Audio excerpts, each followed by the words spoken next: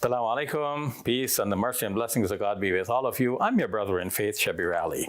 In this segment for Let the Quran Speak, I want to continue my discussion on manuscripts and readings of the Quran. So in a previous segment, I gave you an overview of this issue, and now I'd like to go into it in some more detail. Recently, a manuscript has been discovered from Sana'a in Yemen, and it's referred to as the Sana'a manuscript.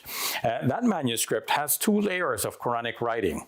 The lower layer has been scraped off, and the upper layer has the Quranic text written over. Now, the upper layer text quite closely corresponds to what Muslims are reading in the world today as the text of the Quran. The lower text that has been scraped off has some variation from what Muslims are reading in today's text. But those variations are not of any great significant degree that affects what Muslims believe or that affects Muslim practice in any significant way. So how do we explain this difference, and why was that Quranic manuscript scraped off? Now, it turns out that in Muslim classical literature, Muslim scholars have detailed that some companions of the Prophet Muhammad, on whom be peace, recited the Quran in a way that varies from what commonly came to be recited by Muslims worldwide. Why this sort of difference? It seems to me, in putting all of the information and facts together, that the following transpired. When the Prophet Muhammad, peace be upon him, received the revelation initially, the main impetus at the moment was for people to absorb the message and to know the instructions and put them into practice.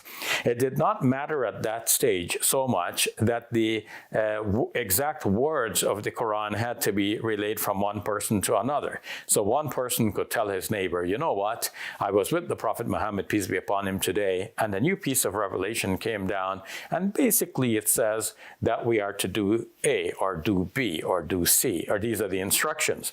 Now, the instructions do not have to be conveyed in the precise word in order for the instructions to be understood and for them to be carried out. And so we can well understand that the initial messages delivered by the Prophet Muhammad, peace be upon him, might have been rephrased by some of his companions as they transmitted that information from one person to another.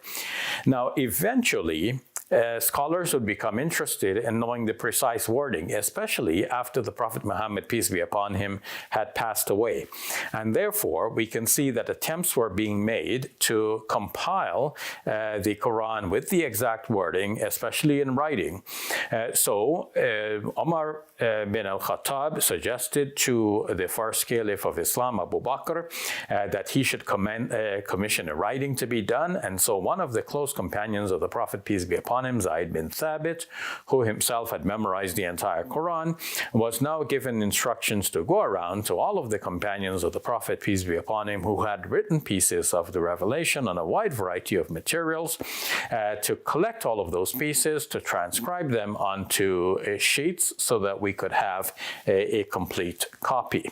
And that copy was kept with the Caliph Abu Bakr, and then eventually the Caliph Uthman, the third Caliph of Islam, and this is within 14 to 24 years after the death of our Prophet Muhammad, peace be upon him, he recalled that copy. He had further copies transcribed from it and sent to various parts of the Muslim empire after a double-checking effort was done by a committee, not only of Zayd bin Thabit, the one who initially conducted this search and find and compilation, but also by other persons in the committee, 3 other persons. Then those copies, having been made, were sent to the various parts of the Muslim empire so that we have a standard copy, which was then copied further and used and disseminated. So how do we get then a palimpsest, for that's what it is called, a copy of the Quran that has been erased so that another copy is written over it? Well, it's precisely because it is mentioned that when Uthman radiallahu anh commissioned new copies of the Quran to be made, he instructed that if anyone had copies that varied from this official version, then those copies should be erased, washed off, or scraped off, or sometimes the narratives say even burnt. That was in order to preserve the official copy, which was done not by one individual, but by a committee of persons who lived with and walked with the Prophet Muhammad, peace be upon him, who knew exactly what the revelation was.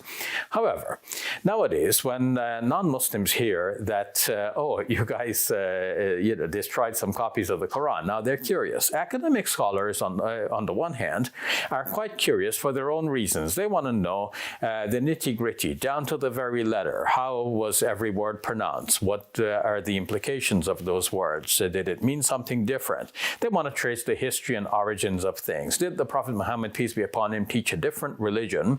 And did that religion evolve over time, as, for example, with the religion of other preachers and heroes and founders of religions? Did Islam become something different from what the Prophet Muhammad, on whom be peace, envisioned? Is Islam different from the Quran as it was first promulgated? Is the current Quran exactly the same as it was first promulgated? So that's the academic interest in this. The Muslim follower is also very interested, because the Muslim follower has been told that the Quran as we have it now, letter for letter, dot for dot, is exactly as read by the Prophet Muhammad, peace be upon him, and there is no other but this one. And a non-Muslim looking at this, the average non-Muslim, not one of the academics, is wondering, is it possible that some changes occurred, or is something like fishy going on here? Why did they scrape off? Why did they erase the Quran?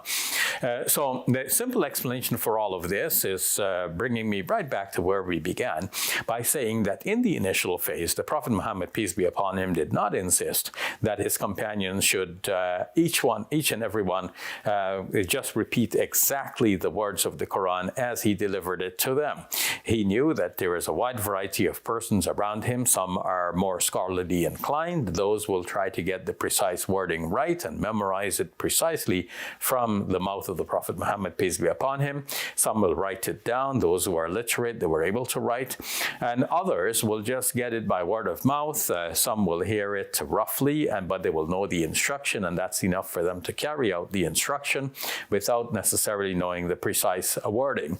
And it was left to a later decade for the Muslim scholarship to rise to this task of saying, look, people are going around reciting the Quran in a variety of wording, and we cannot attest to the validity of all of those wordings. Let's compile a copy of the Quran that will be checked and verified by the community at large, one to whose wording we can attest and verify that, yes, this is a valid representation of the authentic revelation that was given to the Prophet Muhammad, peace be upon him. And once we have that authentic revelation, now we know that we can safely discard of the others. And not only can we safely discard of the others, but we should discard the others so that they do not continue to remain in circulation and confuse the person who is trying to get the genuine revelation.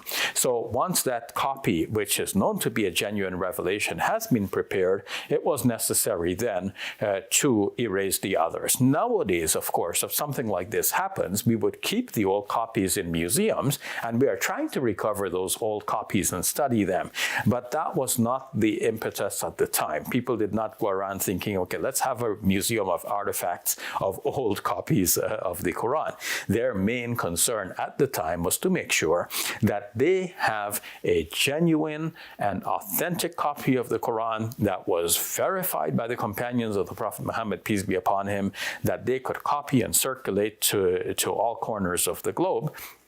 And in order to make sure that this is the one that is known and circulated, they had to de-emphasize the others to the extent of even erasing some and burning some. Not with any bad intention, not for any fishy purpose, but only for the purpose of preserving the genuine one. And so we're thankful to God that the genuine one has been preserved and passed on to all generations, so that now we have this Quran that is recited in a variety of recitations and with slight variations in very small particles of the Arabic language that do not change the meaning of the Quran in any significant way, so that the matters of Muslim belief are not affected by these variations, and Muslim practice is also not affected by any significant degree. More can be said about this with some actual examples to explain the differences, but we'll have to leave that for another segment in the future. For now, I'm your brother in faith, Shabir Ali. To hear more about what we discuss and to see our television broadcasts, go to our website, www.quranspeaks.com. There you'll find our YouTube link to past episodes of our show. There you can also send us a question and your donation, for that is how we keep this show going and we can continue to offer the knowledge as we do. Thank you for watching. Peace be with you. Assalamu alaikum wa rahmatullahi wa barakatuh.